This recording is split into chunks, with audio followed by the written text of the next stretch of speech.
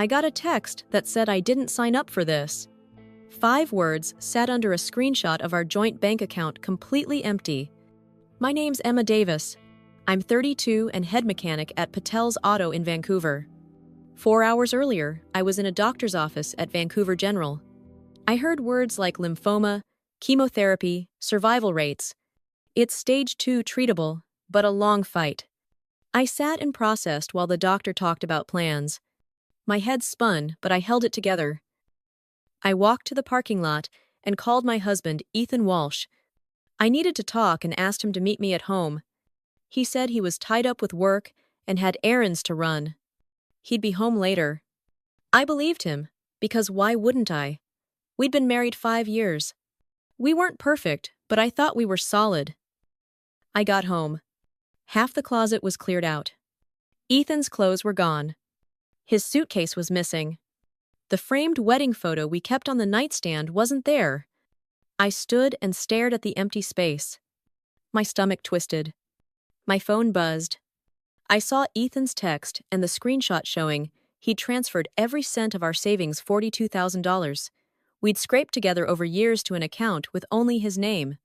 I read it over and over. $42,000. Gone. Just like that. I typed 2 words, take care. I set my phone down and opened a beer.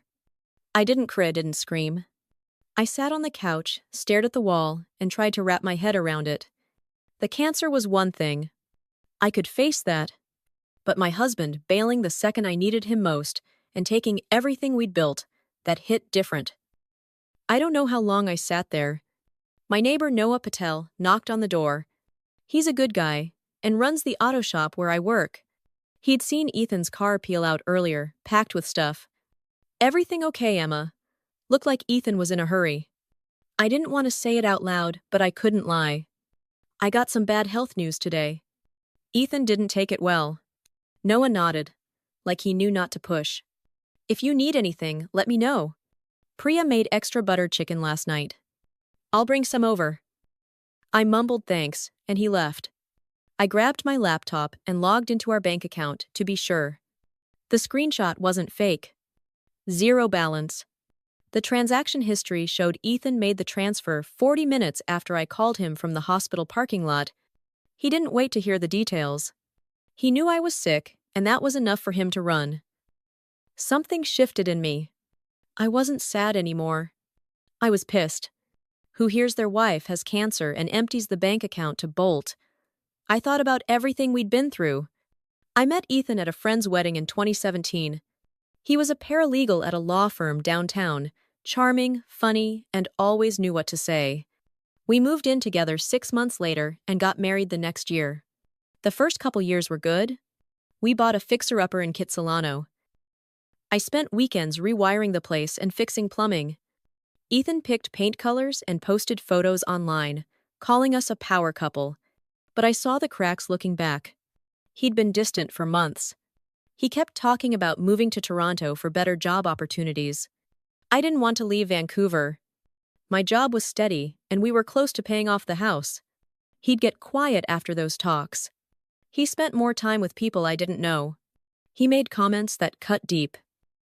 Don't you ever want more than fixing cars, or my buddy's wife got a promotion? They're buying a condo in Yorkville. I brushed it off. I thought every marriage had rough spots. But it was clear now. He'd been planning his exit for a while. I pulled out a folder my uncle Henry Brooks gave me a few weeks ago. Henry's retired, but used to do estate planning. When my grandpa died earlier this year and left me a small plot of land in Okanagan Valley, Henry helped sort the paperwork. Everyone needs their affairs in order, he'd said, especially when you're married. Protect each other. So I'd organized. I updated my will and put Ethan's name on the title for the '67 Camaro I'd restored. Though I hadn't filed the final paperwork with the motor vehicle branch, I set up a separate account for the land sale proceeds when that went through. All to protect us, to protect him. Funny how that turned out. I called Henry. He answered on the second ring. Emma, what's going on? You sound off. I took a breath. Remember that estate planning stuff we talked about? I need to make some changes. He paused. You okay? No, I said. But I will be. The next morning, I called the bank. I confirmed Ethan drained the account right after my hospital call. I asked if there was anything I could do. The guy on the phone sounded sympathetic, but said it was a joint account, so Ethan had every right to take the money. I hung up feeling punched again. Noah dropped by with the butter chicken. There was a note from his wife, Priya. Made too much.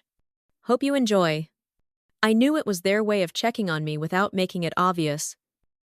I tried to eat, but my stomach was in knots. I ended up sitting on the bathroom floor, feeling like the world was closing in alone. That night, I called my sister Ava in Calgary. I told her everything. The diagnosis, Ethan leaving the money. She was furious and wanted to drive up right away. I told her to wait. I needed to figure out my next steps first. By noon, I was at Henry's house with a box of documents, bank statements, property records, everything I could find. He looked at the bank transfer details and shook his head. Emma, this isn't just cruel. It might be illegal. Taking all that money when he knew you were sick and facing medical bills? I showed him Ethan's text. I didn't sign up for this. Henry's face hardened. That's not just a text. That's evidence. We spent hours going over everything. The Camaro title, the land sale, my health insurance, what chemo would cost. I left his place feeling something I hadn't since the diagnosis. Clarity. I wouldn't let Ethan's betrayal define me. I would fight, not just the cancer, but for what was mine. 3 days after Ethan left, I started chemo. I walked into Vancouver General. The nurse led me to a recliner, with an IV setup. She asked if my ride was waiting outside. I said I took an Uber because my husband was out of town. It was easier than admitting he was gone for good. She gave me a look like she knew something was up, but patted my arm and said, "The first session's the toughest, but I'd get through it." I nodded, not trusting myself to talk. The chemo hit harder than I expected. I felt my body shutting down. Nausea came in waves, and I could barely keep water down. When I got home, there was butter chicken on my doorstep, with a note from Priya saying they made too much. I knew it was a lie, but I appreciated it. I tried to eat, but ended up on the bathroom floor sweating and shaking alone. I hadn't told anyone except Noah and Ava that Ethan was gone. Saying it out loud felt like admitting I'd failed somehow, like it made the betrayal more real. That night, I called Ava again. She was still in Calgary. I spilled everything. The chemo, how Ethan took the money, how I felt like I was drowning. She wanted to come up right away, but I asked her to wait. I needed to get my head straight. The next morning, I got a letter from Ethan's lawyer. It was waiting in my mailbox when I dragged myself out of bed. They wanted a divorce, citing irreconcilable differences. Ethan asked to be removed from our mortgage, but demanded half the equity in our Kitsilano house. Not a word about the $42,000 he'd taken. Not a word about my cancer. I sat at the kitchen table, staring at the letter, feeling my blood boil. He takes everything we had and wants half the house too. I called Henry and drove to his place with the letter in hand. He read it and shook his head. This is bold, Emma. He knows you're sick and thinks he can walk away with more. I asked what to do. He said, don't respond yet. Let's see how far Ethan's willing to push this. 2 days later, I got a text from a number I didn't recognize. It was Ethan. Emma, this is my new number. I know you're upset, but we need to sort this out.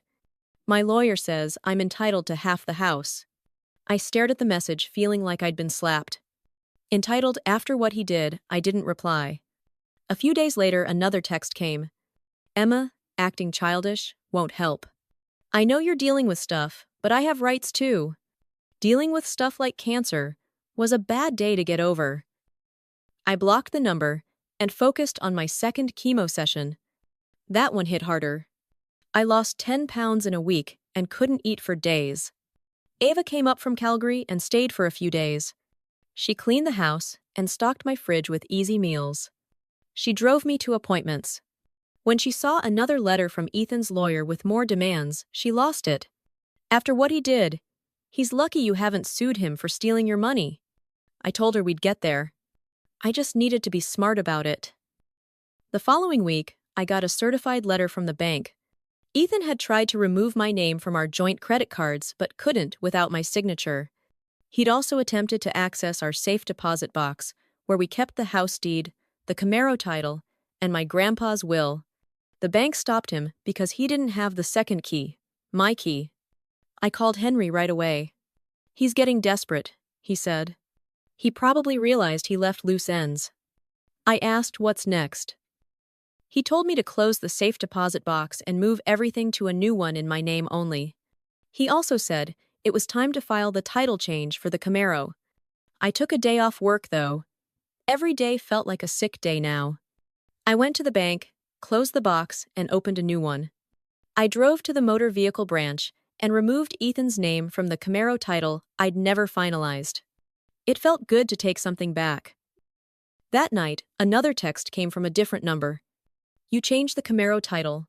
That car's half mine, Emma. You put my name on it." I read it twice. How did he know I'd only filed the paperwork that morning? Then it hit me. He must have someone at the bank or motor vehicle branch feeding him information, watching my moves. I called Henry and told him I thought Ethan had help. He was quiet for a moment. His dad's a big-shot lawyer. It wouldn't surprise me if he's pulling strings. I asked what to do. "Feed them wrong information," he said. "Let's set a trap." The next morning, I called the realtor handling my grandpa's land sale in Okanagan Valley. I asked her to pause the process and mentioned I was looking at other options for selling assets. Then, I called my investment bank, where I had a small RRSP from an old job. I asked about early withdrawal rules and said I was considering all options because of medical bills. I wanted Ethan to think I was desperate. I wanted him to make a mistake. A few days later, his lawyer sent a new letter. They now demanded a share of any proceeds from the land sale and a cut of my RRSP. Henry grinned when I showed him the letter. He took the bait. I asked what's next. "We keep building our case," he said. "Document everything." I went home, feeling a fire in my chest. Not just anger, but purpose. Ethan thought he could keep taking from me while I was down. He thought I was too sick to fight back. He had no idea what I was capable of. I wasn't just surviving chemo. I was planning. Every step I took was a step toward taking back my life. I wasn't going to stop until I had everything he tried to steal. 2 weeks after I set the trap, I was leaving my third chemo session at Vancouver General. I saw a black Audi parked across the hospital lot. Ethan's dad, Richard Walsh, was behind the wheel staring at me. My stomach dropped, but I walked straight to his car and knocked on the window. He rolled it down with that smug lawyer face I'd seen 100 times at family dinners. "Emma, you don't look well," he said, like he was commenting on the weather. I said cancer will do that, and asked why he was here. He leaned back and said Ethan was worried about me and thought I was being unreasonable about the divorce. I almost laughed. Unreasonable. After Ethan took our $42,000 and left me the day I got diagnosed, I told Richard that was a hell of a way to show concern. He sighed and said Ethan was emotional and made a mistake, but I needed to be practical because I was sick and couldn't afford a legal fight. That's when it clicked. They thought I was desperate. Broke after Ethan cleaned out our account. They thought I'd roll over and take whatever deal they offered to avoid a battle. They had no idea I'd protected the Camaro title or that the Okanagan land sale was still mine. They had no idea I'd been documenting everything. I told Richard to tell Ethan I'd have a response for his lawyer by the end of the week. I walked away. He called after me, saying not to make this harder than it needed to be, but I didn't look back. I drove straight to Henry's house and told him what happened. He said Ethan's dad showing up meant they were nervous, meant our trap was working. We'd made Ethan think I was liquidating assets, and now his family was scrambling. Henry called in a real estate lawyer. He knew Katherine I. We met at her office the next day and laid out everything, the bank records, showing Ethan's transfer right after my diagnosis, his text saying he didn't sign up for this, the statement from Ethan's cousin Sophie, who'd emailed me, saying I was sorry, and that Ethan knew about my cancer but said he couldn't handle it. Katherine looked at the evidence and said this was clear-cut financial abandonment. Ethan trying to hide the money by transferring it to his parents was fraud, and no judge would let that slide. I asked what we should do. She said, "File our own divorce action show. Ethan deserted me during a medical crisis and tried to conceal marital assets, demand the $42,000 back plus legal fees." I asked if it would work. Katherine smiled and said she'd never seen a cleaner case, but didn't think it would go to court because Ethan's side would cave once they saw our evidence. The next morning, I got an email from Sophie again. She said Ethan's parents were furious and blamed me for dragging their name through the mud. Ethan told everyone I was exaggerating my illness to guilt him. I read that and felt rage bubbling up. Exaggerating, I was puking my guts out after chemo and fighting to stay alive while he was off, starting over with our money. I replied, thanking Sophie for the heads up, and asked if she'd confirm Ethan knew about my diagnosis. She wrote back saying yes, and that her family was shocked at what he'd done. I forwarded her email to Katherine. That same day, Henry called with news. He'd gotten records from Ethan's bank, showing he'd transferred the $42,000 to a new account and then wrote a $30,000 check to his parents. I sat down hard when I heard that. "Why would he do that?" Henry said. "It was probably to hide the money and make it harder for me to get it back." I asked if that was legal. He said no, and that's what made it so perfect.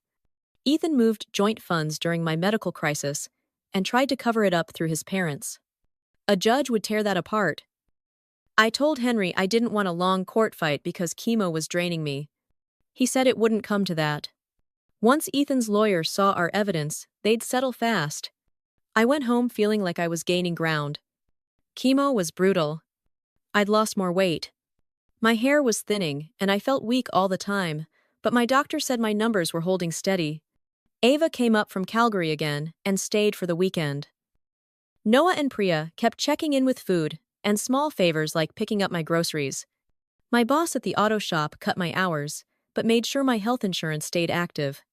I was surviving not just the cancer but Ethan's betrayal. Some days I'd wake up feeling like I couldn't do it, like the weight of everything would crush me. But I'd think about Ethan's text and his dad's smug face, and I'd get up and keep going. A few days later, Katherine sent our divorce filing to Ethan's lawyer. It had everything: bank records, text, Sophie's statement, medical documents, all laid out like a roadmap of his betrayal. By noon, Ethan's lawyer called requesting an urgent meeting. I told Henry over the phone, and he laughed. He said they weren't expecting me to have this much fight in me, thought I was too sick or broken to push back. We set the meeting for Monday. I spent the weekend resting and trying to prepare myself. Chemo left me exhausted, but I wasn't backing down. On Sunday night, I got another text from a new number. It was Ethan. "Emma, this is cruel. I messed up, but you're trying to ruin me. My parents can't pay back the money right now. You're being vindictiva." I stared at the screen, feeling a mix of anger and disbelief. Vindictive. I wasn't the one who abandoned my spouse and stole their life savings, hiding behind lawyers and family money. For the first time, I texted back, "You made your choices. Deal with them." I blocked the number and went to bed, feeling lighter than I had in weeks. I wasn't just fighting for the money anymore. I was fighting for myself. Monday morning, I walked into Katherine Chen's office for the meeting with Ethan's lawyer.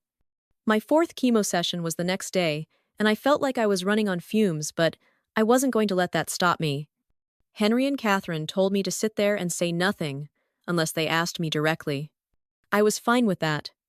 I just wanted this over. Ethan showed up with his dad Richard and their lawyer, a guy named Paul with slick hair and glasses that probably cost more than my monthly rent. Ethan looked good, tanned, rested like he'd been on vacation while I was fighting for my life. He wouldn't meet my eyes, just stared at the table like he was the one wronged. I felt anger bubbling up, but I kept my face blank. Katherine started by laying out our position. She said this wasn't a negotiation, it was a courtesy before we took everything to court. She said Ethan abandoned me the day I was diagnosed with lymphoma and emptied our joint account of $42,000. She slid a folder across the table with all our evidence bank records, showing the transfer 40 minutes after my hospital call, Ethan's text saying he didn't sign up for this, Sophie's statement confirming he knew about my cancer medical, documents proving my diagnosis and treatment costs. The room went quiet. Paul cleared his throat and said they disagreed with our version of events, but Ethan was willing to negotiate to avoid a messy fight. Katherine cut him off. She said we had proof Ethan transferred my medical emergency funds to his parents and asked Richard if he was ready to return that money today, or if we should add him to the lawsuit for accepting stolen marital assets. Richard's face went red. He started to speak, but Paul put a hand on his arm. Ethan shifted in his seat and finally looked at me. I stared back, not blinking. Paul asked what we wanted. Katherine laid it out clear as day. Full return of the $42,000. Ethan gives up all claims to the house, the Camaro, my grandpa's Okanagan land, and my RRSP. He covers all legal fees. In exchange, I wouldn't press criminal charges for financial fraud and abandonment. Richard muttered something about this being robbery. Katherine didn't flinch. She said robbery was what Ethan did, and this was justice. I sat there, feeling my heart pound. Not from fear, but from knowing we had them cornered. Paul asked for a moment to confer. They stepped out. I looked at Henry. He nodded, like he knew we'd already won. When they came back, Paul said Ethan would need 48 hours to consider our terms. Katherine said, "Fine," but the offer was good for 48 hours only. As we left the room, Ethan tried to catch my eye. I walked past him without slowing down. In the elevator, Henry squeezed my shoulder and said I did good. I said I didn't do anything, just sat there. He said sometimes that's the hardest part. I went home and crashed. Chemo was tomorrow, and I needed every ounce of strength. The next day, at Vancouver General, the nurse Julia, who'd been with me since my first session, hooked up my IV and said I looked stronger than last time. I said I didn't feel it, but thanks. The chemo hit like a truck again, but I kept thinking about that meeting, about Ethan's face when Katherine laid out the evidence. It kept me going. Wednesday morning, Katherine called. Ethan's lawyer had accepted all our terms. His parents would return the full $42,000 within 30 days. Ethan would sign papers, giving up any claim to the house, the Camaro, the land, and my RRSP. He'd pay our legal fees. Katherine said it was over. I won. I thanked her and hung up. I sat on my couch staring at the wall. It didn't feel like winning. It felt like the end of something I thought would last forever, like I'd been holding my breath for months and could finally exhale, but there was nothing left to fill the space. I called Ava in Calgary and told her the news. She whooped and said she was proud of me, said Ethan got what he deserved. I said yeah, but it still felt heavy. She said, "That's because I was human," said I should come visit when I felt stronger. I said maybe soon. A week later, I got the divorce papers in the mail. I drove to Katherine's office to sign them. My hands didn't shake, but I felt empty, not angry anymore, not even sad, just done. Katherine watched me sign and asked if I was okay. I said I would be. Henry was there too. As we left, he asked what's next. I said, finish chemo, get better, figure out what comes after. He nodded and said the land sale should close soon, would bring in about $70,000. He said if I wanted to sell the Camaro, it'd fetch a good price too. I said I wasn't ready to let go of it yet, needed to hold on to something that was mine. That night, I got an email from Sophie. She heard the divorce was finalized. Ethan's parents were selling their Whistler cabin to cover the money they owed me. Her mom blamed me for everything, but she knew the truth. I deserved better. I didn't reply, didn't need to get pulled back into their family drama. The money showed up exactly 30 days later, a cashier's check for $42,000. I deposited it and drove to Vancouver General to pay down my medical bills. Julia was at the desk when I handed over the check. She glanced at the amount and asked if insurance finally came through. I said something like that. She smiled and said my latest numbers looked good, said I was tougher than I gave myself credit for. I said I was starting to believe that. Driving home, I felt a quiet settle over me. Not peace exactly, but close. I wasn't just surviving anymore. I was rebuilding one step at a time. 6 months after the divorce was finalized, I sat in my oncologist's office at Vancouver General, waiting for the words I'd been praying for. She looked at my latest scans and blood work and said complete remission. I let it sink in. Not cured, because lymphoma can return. But for now, the cancer was gone. I asked what happens next. She said regular checkups and scans every 6 months. But for now, I should live my life. I walked out of that office feeling lighter than I had in years, not just because of the remission, but because I'd made it through everything. Chemo, Ethan's betrayal, the legal fight. I called Ava in Calgary first. She screamed so loud, I had to pull the phone away from my ear. She said she was coming up to celebrate. Then I called my friend Lucas in Kelowna, who'd been trying to get me to join his custom auto shop for ages. I asked if he still had a spot for me. He said, hell yes, and asked when I could start. I said, give me a month. I decided to sell the Kitsilano house. It was full of memories I didn't want anymore. The sale went through fast.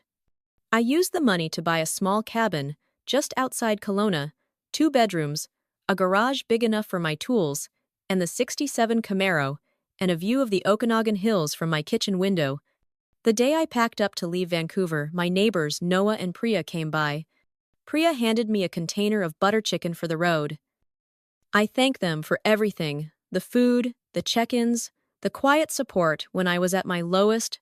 Noah asked if I was really okay. I thought about it and said I was getting there. Driving out of Vancouver, with my Camaro loaded up, I felt like I was leaving more than a city. I was leaving the person I used to be, the one who trusted Ethan and thought love meant forever. I wasn't sad about it, just ready for what came next. 3 months into my new life in Kelowna, I got a text from an unknown number. It was Ethan. He said he heard I was in remission and was glad. He knew I wouldn't believe him, but he thought about me a lot. He made a terrible mistake, was scared and selfish, and was sorry for everything.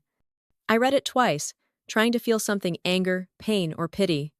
But there was nothing, just a quiet certainty that I didn't owe him a response. I typed back 4 words: I survived. Be well. Then I blocked the number and went back to working on the Camaro. I wasn't fixing it to sell anymore.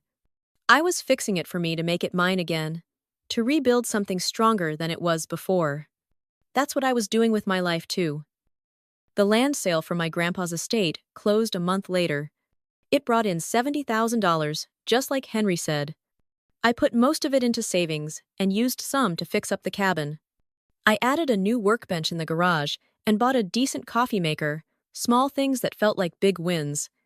My hair was growing back patchy, but I was gaining weight again, and the nausea was gone. My doctor in Kelowna used words like promising outlook and strong recovery. I started working full-time at Lucas's shop. I loved the work, the people, the feeling of building something with my hands. Ava came to visit and said I looked like myself again, said she hadn't seen me smile like that in years. I told her it felt good to be me again. One night, I got an email from Ethan's cousin Sophie. She heard I'd moved to Kelowna and was doing better. Ethan's parents were still bitter about selling their Whistler cabin to pay me back, but she thought I did the right thing. Some of her family understood what really happened and wished me well. I didn't reply. Didn't need to get tangled up in their mess anymore. My life was mine now. I was done looking back. A few weeks later, I was at the shop when Lucas asked if I wanted to take on a bigger role. He was expanding and needed someone he could trust to run the custom builds. I said yes without hesitating. It felt like another piece of the puzzle clicking into place. Some nights, I'd sit in my cabin with a glass of water, thinking about everything that happened. Ethan's text, the empty bank account, the chemo sessions that left me, hollow the lawyer meetings the moment I knew I'd won. It wasn't a straight line from there to here. There were days I didn't think I'd make it. Days I woke up reaching for someone who wasn't there. But I kept going, kept fighting. Not just for the money or the house or the Camaro, but for myself, for the life I deserved. I wasn't the same person I was before the diagnosis. I was stronger, clearer, more sure of who I was and what I wanted. I didn't need Ethan or his apologies or his family's drama to define me. I was building something new, something better. A year after remission, I took the Camaro out for a long drive through the Okanagan Valley. Just me, the open road and the hum of the engine I'd rebuilt with my own hands. I thought about the woman who'd sat on her couch staring at Ethan's text, feeling like her world had ended. She was gone now, replaced by someone who knew what it meant to survive, to fight, to rebuild. I pulled over at a lookout point and checked my phone. There was a message from Ava saying she was planning a visit, wanted to see the cabin, the shop, the life I'd made. I smiled and texted back that I couldn't wait.